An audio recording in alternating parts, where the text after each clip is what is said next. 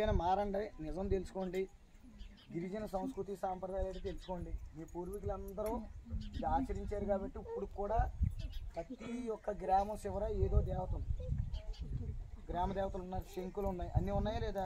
పండుగలు ఉన్నాయి, మీకంటూ ప్రత్యేకమైన పండుగలు ఉన్నాయి, అవునా కదా?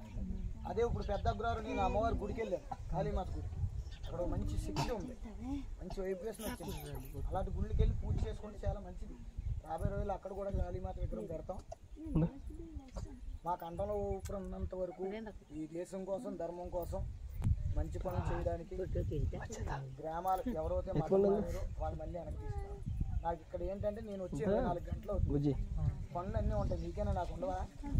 మీరు మీ గురువులు కేకేసినా మీరు రాకపోతే సమావేశాలకు రావాలి కదా. అదే రాజకీయ నాయకుడు వచ్చి మందు చేస్తా బిర్యానీ ప్యాకెట్ అవుతే ఇక్కడ కూర్చుంటారా? మేము కూడా పంచి పెట్టాలా ఇది?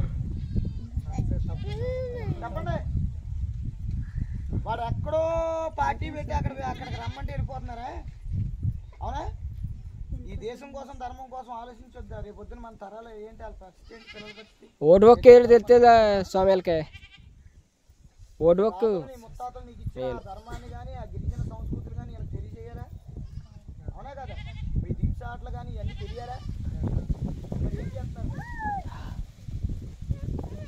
వాలీబాల్ ఇప్పుడు వరకే పనిచేస్తారు. వాలీబాల్ మీ సంస్కృతి, మీ సంస్కృతి ఏంటి? చెట్టి భజనలు, హింసాట్లు కొన్ని లక్షల మంది చూసేది ఉన్నాయి. కన్నవరం కొన్ని లక్షల మంది చూసేది నా యూట్యూబ్ ఛానల్, ఆ వీడియో. అది మీ సంస్కృతి, మీ సాంప్రదాయం, కింద అందరికీ గౌరవం ఉంటుంది. అలాంటి గౌరవాన్ని మీరు పోగొట్టుకుంటున్నారంటే ఏంటి? మనిషి అన్నాక అన్ని అలవాట్లు ఉంటాయి, మందు విందు వందు అన్నీ ఉంటాయి. ఏం దానికే ఉండాలి, ఎక్కడ ఏది చేయాలి అక్కడ చేయాలి. ఒకసారి వీడియోలు ఆపండి అబ్బాయి, కొన్ని విషయాలు చెప్పాలి. ఆపేనా?